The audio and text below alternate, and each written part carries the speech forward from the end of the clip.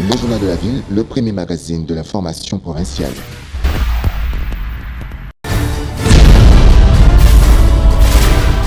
Tout de suite, le journal.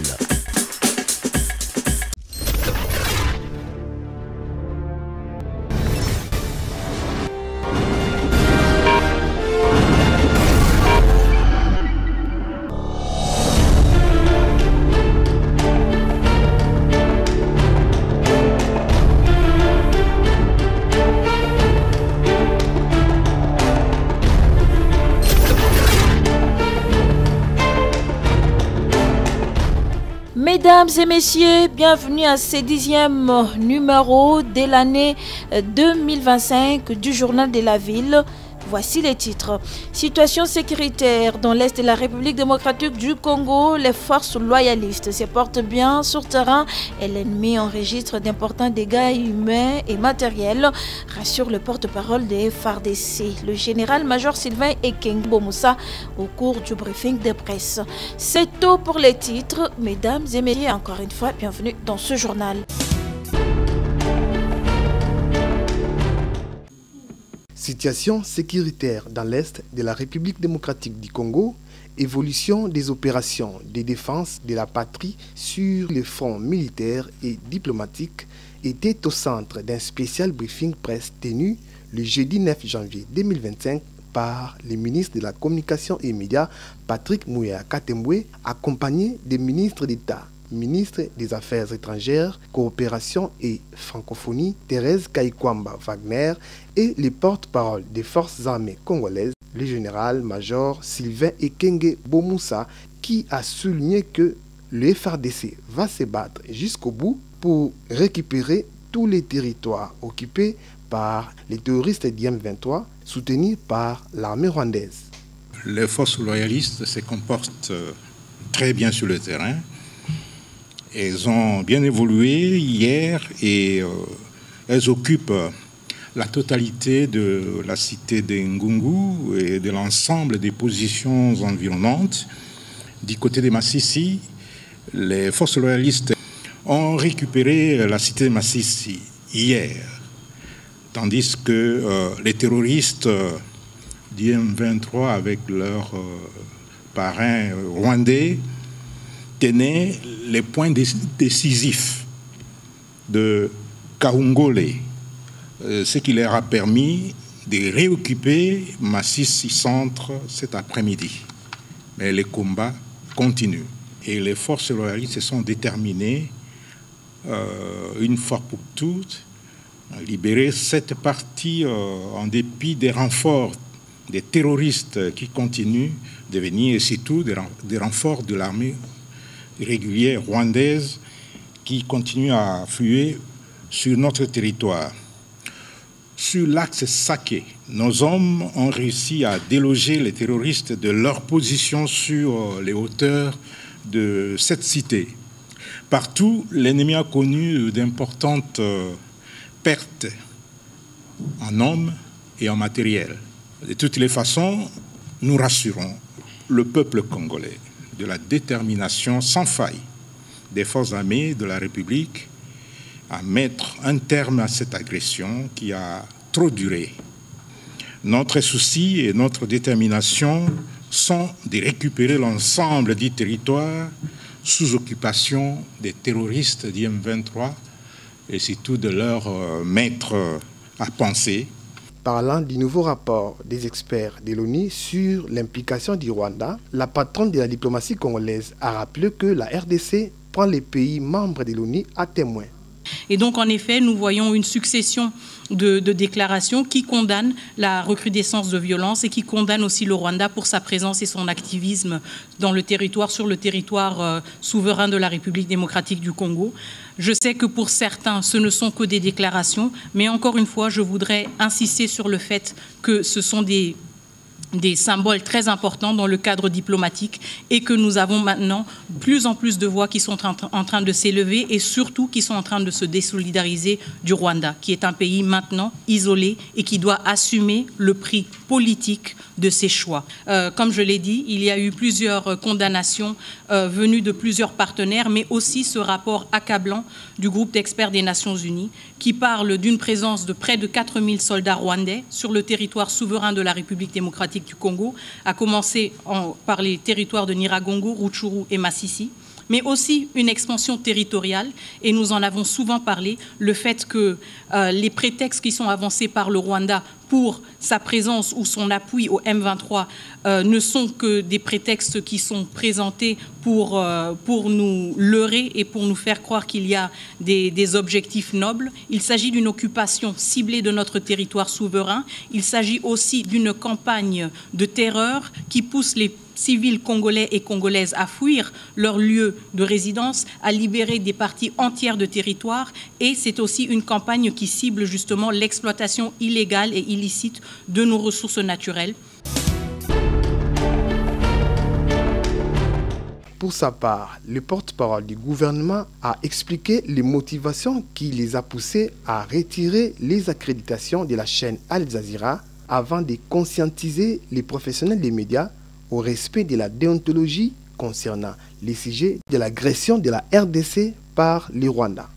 La guerre ici, c'est une guerre qui est faite à chaque Congolais, où qu'il se trouve sur les territoires nationaux.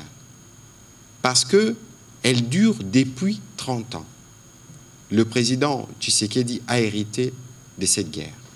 Et avec le président Tshisekedi, nous avons maintenant l'avantage d'avoir une stratégie claire que nous vous détaillons tous les jours pour que cette fois-ci, ça se termine une fois pour toutes, pour éviter des recyclages. Mais c'est en cela que Madame la ministre d'État et tous les négociateurs congolais sont fermes sur la question de la négociation avec les M23 parce qu'il est hors des questions que nous puissions ouvrir une quelconque forme de brèche pour recycler les problèmes de brassage et mixage. Finalement, c'est ce qui nous a permis de garder pour toujours, jusqu'à présent en tout cas, de traîtres au sein de notre armée. Et si on parle de mort, des peines de mort, c'est justement pour réprimer des comportements comme ceux-là.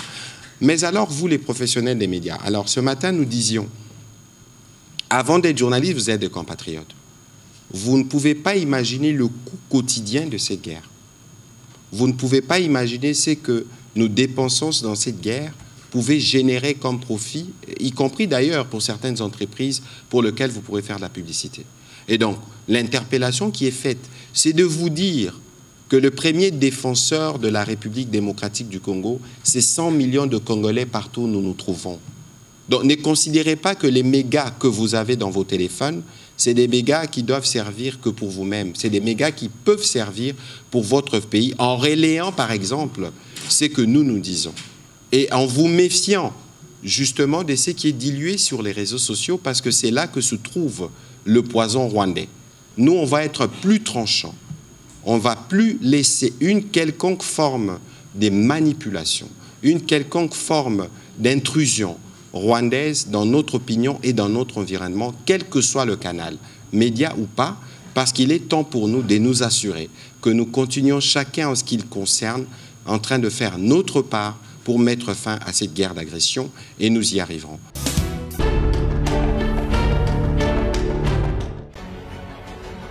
Dans un état de délabrement rempli d'immondices et de l'eau stagnante, les avenues Kasavubu et Bokassa seront bientôt réhabilitées. Les travaux de réhabilitation ont été lancés par le gouverneur de la ville. Tous les marchés pirates érigés le long des Princes Kasavubu et l'avenue Bokassa, empêchant une bonne circulation à la population, ont été évacués. Et la population s'est réjouie.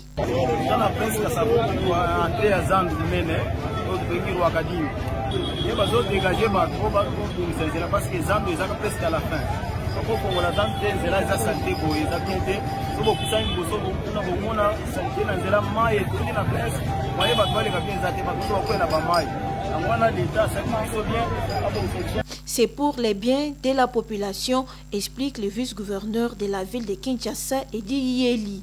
Samuel Mboka Daniel Bumba, Anissatina Kingana Kita, la presse Kasavubu, tout ça la misala, tolongo basalite nyonso omoni ba condition nebi ke ba mama yo sa bango pasi mingi c'est on dit que pasi wana to ko avancer te peto pe ko kuma na kati ya Kinshasa te moi to sa misala nyonso awa po mikolo ozo banda société ozo banda po kubongisa L'entreprise qui va procéder à la réhabilitation de ces avenues est déjà sur les lieux et c'est dans 2 ou 3 mois que ces travaux de réhabilitation prendront fin, poursuit le numéro 2 de la ville province de Kinshasa. En tout cas, ndenge to sololina bato bazwinzela kosala ngona lombango na ningisa mokonzi mboka chou de l'état au pita 2-3 mois ba aussi sanzela oyo po ba fungula zalo kala mingi te po mabalongo na balabala ba kota na kati ya zandu bateka pene sika o esengeli po ko kimisa bokono ebele ko kimisa biloko tozolia na salite bilimo bomoni ba image ndenge to leki ndenge to tamboli eza malamu te yango moni tozo sukola Kinshasa na ndenge mwana mboka Daniel Bumba bakake Kinshasa ezobonga. C'est dans le cadre du projet Kinshasa et Zobonga lancé par le gouverneur de la ville que ces travaux de réhabilitation sont rendus possibles.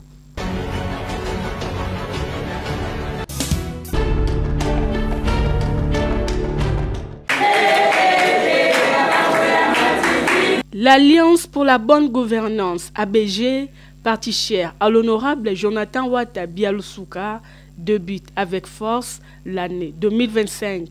C'est jeudi 9 janvier, l'interfédéral Tchangou 2, le président Bozi Mabanza Andoulou a organisé une réunion stratégique avec les présidents fédéraux de son district, les notables, les militants et militantes de ces partis. Cadre choisi, la commune de Kimbantseke. Désormais, l'homme qui tient le bâton des commandements de l'interfédération Tchangou 2, le pasteur Bozi Andoulou, veut à tout prix appliquer la politique de proximité.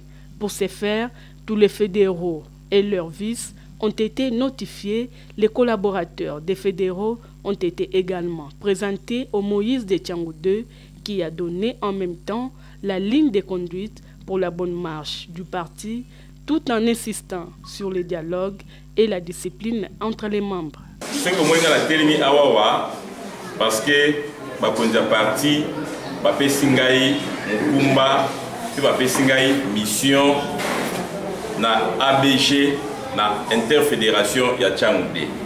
Tant l'autorité morale a dit que non, na PCO interfédération ya Tchangoudé, o ezui qui manque mobimba, njili mobimba, nandambu ya Yansele, na fandi Nathalie na lobby, il faut na organiser siko yo côté Bapé Singaï. Na organiser on a banani. Et c'est ngeli nazala bato ya kala o babane ko diriger côté nini mupanzo tozo kana politique obiso sala o autorité morale pesi biso ba ligne de conduite to lingi to bongisa parti na biso ABG parce que des ordres les gars qui mingi ABG est parti à masse mais massango na ba élection tukele ko monango te tozo kana parce que to aligner qui ba candidat ebele biso to ko rater CIT voire même autorité morale na biso ba voix azwaki et ça va voir asengeli azwa te alors na politique na biso to liboye biso sengeli tout ça la politique il y a proximité c'est-à-dire ba tu vas la permettre ba membre na bango to so kana ba la permettre na membre na bango yango sema na baki ndaku esengaka dialogue ezala na politique na ça na mona lingi na za la dialogue na bino ba cadre ya parti.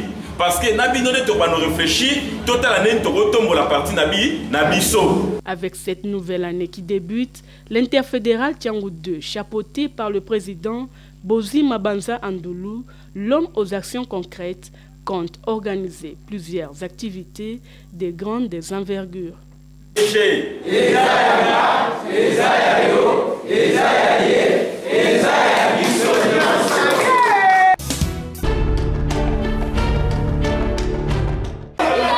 Fin du mandat du comité de la Ligue provinciale des Nzango modernes de Kinshasa, chapeauté par la présidente Émilie Niemba, c'est jeudi 9 janvier 2025 à la division urbaine des sports.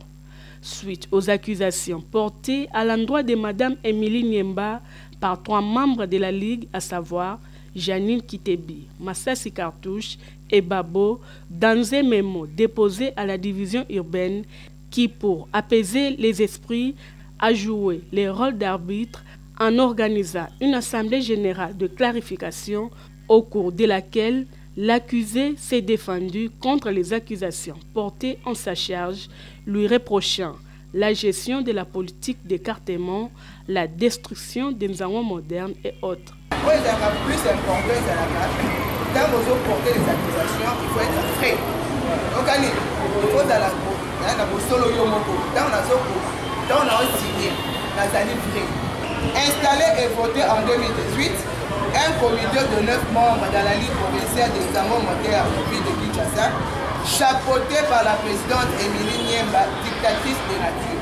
Cela veut dire que nous sommes pendant les 6 ans.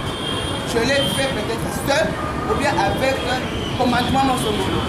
Le seul Dieu qui est au ciel n'est habilité par la mission.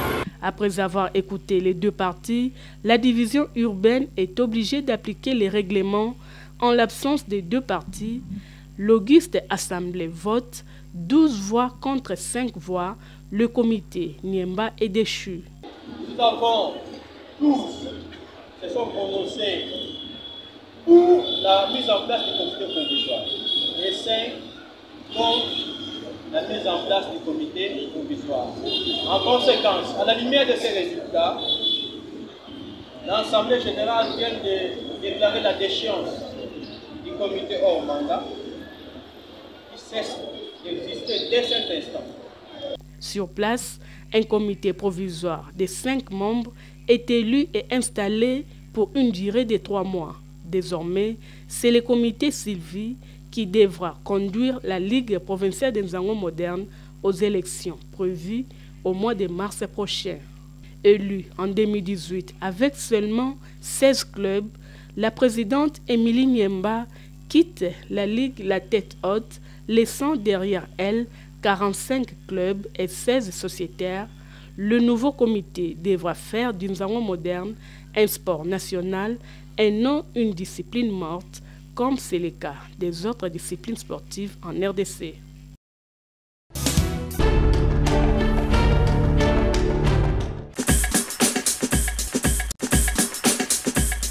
Nous sommes arrivés à la fin de ce journal de la ville. Mesdames et messieurs, merci de l'avoir suivi. Le prochain rendez-vous est fixé pour ce samedi et d'ici là, portez-vous bien.